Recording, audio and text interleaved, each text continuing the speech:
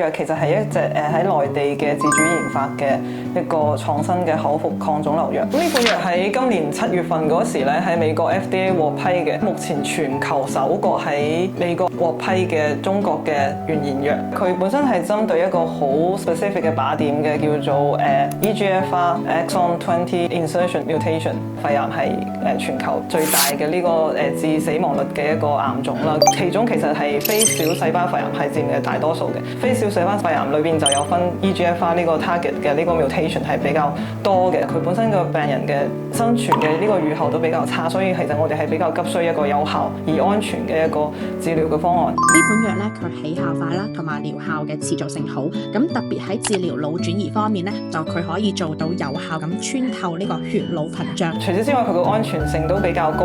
咁我哋常見嘅一啲side effect 就會 rash 啊、skin rash 啊，同埋有啲係肚屙啊咁樣嘅一啲情況。同時咧，佢係一個口服藥，所以患者喺服用起身咧都會比較方便。佢嘅一個標準嘅劑量係300毫克每一次，餐前餐後都可以服用嘅。